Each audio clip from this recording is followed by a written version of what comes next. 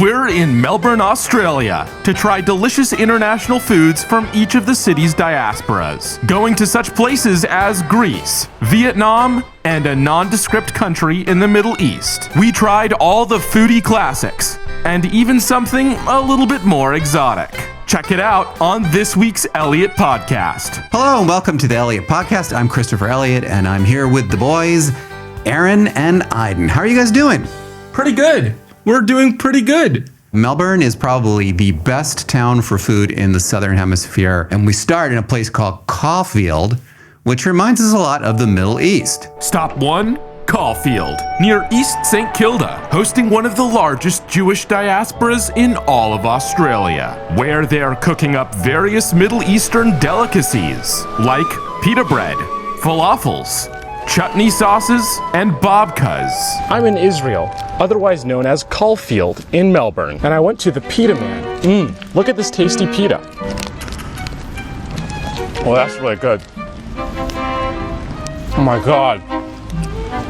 I didn't even know Jewish people made Lebanese food, but they really hit this out of the ballpark. You want to try some? Holy moly. This is actually one of the best pitas I've ever had. I've only been recording for 3 minutes and a half. It's good. A man's got to eat. This stuff is good. This is delicious. You mentioned something about the pitas, the fluffy pitas. One of the great things about the Pita Man is that he is making his pitas on site. They're very fluffy. But that's not all we tried in Melbourne. We also went to the Greek part of town. And as American Greeks, we had a blast in that area, didn't we?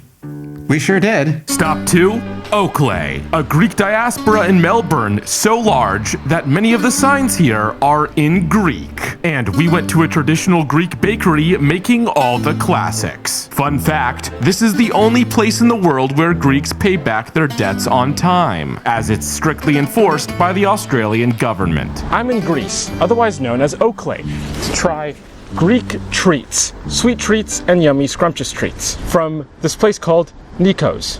It will be yummy and scrumptious. Well, we're gonna have to see if it's yummy and scrumptious. We have mela makarona, baklava, and cupcake. Haha. How else do you describe? Why don't you come up with some other words? I don't know other words to describe sweet treats. Delicious, sweet, tasty, yummy. How about... You don't like the word yummy though. Yummy is better than scrumdiddly-yumptious, that's for sure. That's a trigger word. That's like saying moist to your brother. This guy's triggered by everything. Let's see how delicate and light and effervescent this mela makarona is. This mela makarona is especially delectable. Very light and effervescent. Is it better than the ones that you had when you were in Greece? I don't know. How? That was like months ago. I have short-term memory loss. No, I do. Who are you? I have short-term memory loss. I have short-term memory loss. I have short-term baklava. Will it be light and crunchy? What's the word? It's baklava. It's not baklava. It's baklava. Will it be light and aerated? Baklava. Will it be baklava?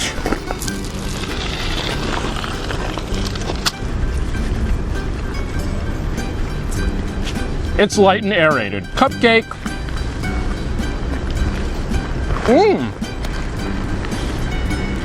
That's my favorite. Greek food, 9 out of 10. Really scrumptious. Cupcake.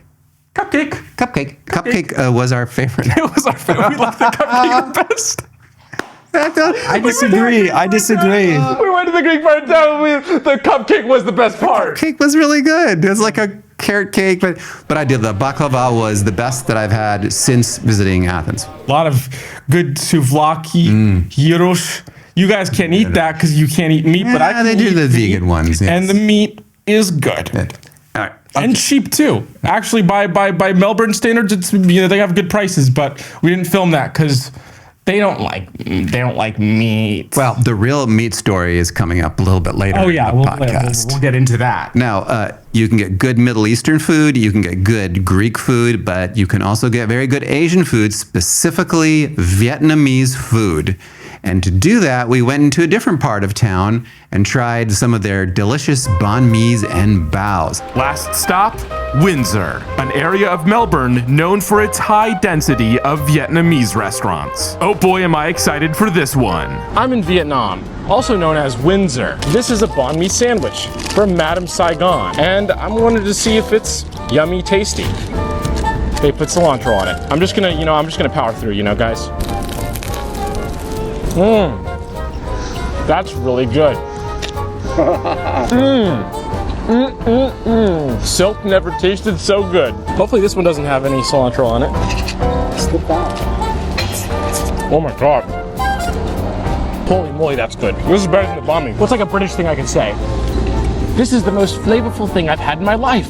Do you think they added salt to it? Quite possibly. Oh man, I've never had salt before. Even though they accidentally added coriander to this, it still is pretty good, and I like Vietnamese food. So I love you Vietnamese people. Have a good day.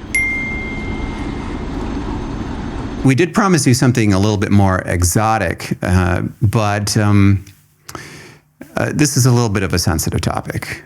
We don't believe in eating animals, and Aaron and I are vegan, and so when we went to this next place, we had a really difficult time because these are cute little animals, and We love wallabies. we love wallabies. They're yeah, adorable. and we really couldn't bear the thought of actually.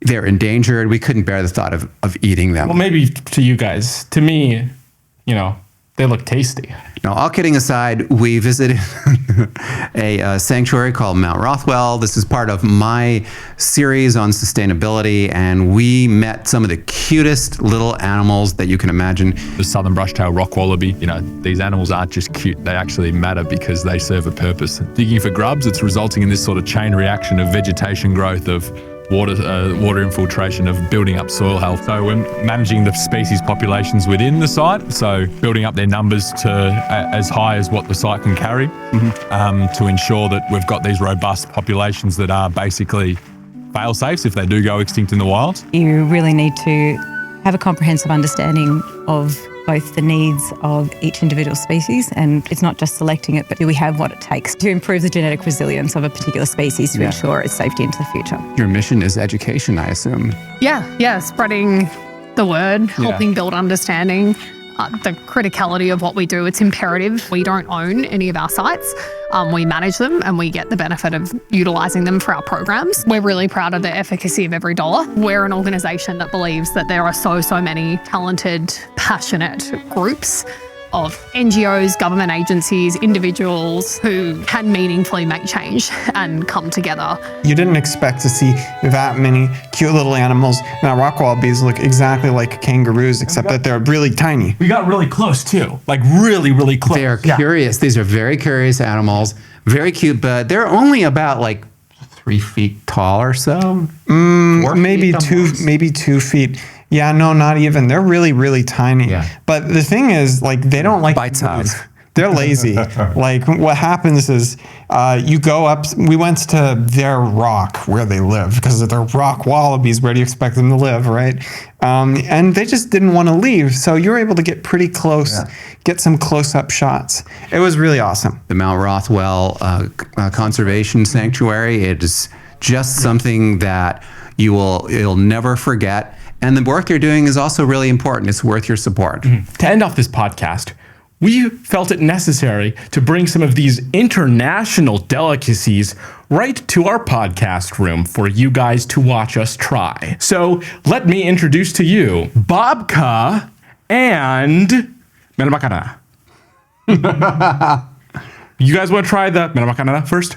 Sure. Okay, let's get this mermakarana. It is honey and Walnuts? honey. Mostly honey. Yes. Mostly honey. Yes. Let's try. It does have nuts in there too. Yes. This is nuts. This is.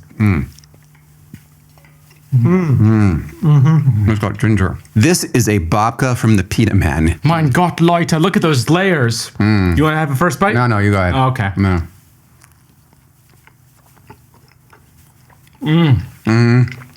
Looks good. I'll try this one. Oh, those layers, Aaron. And you gotta try some.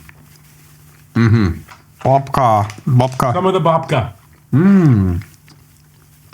This week's question of the week: what is the most exotic animal you've ever eaten? Bonus points if they're endangered.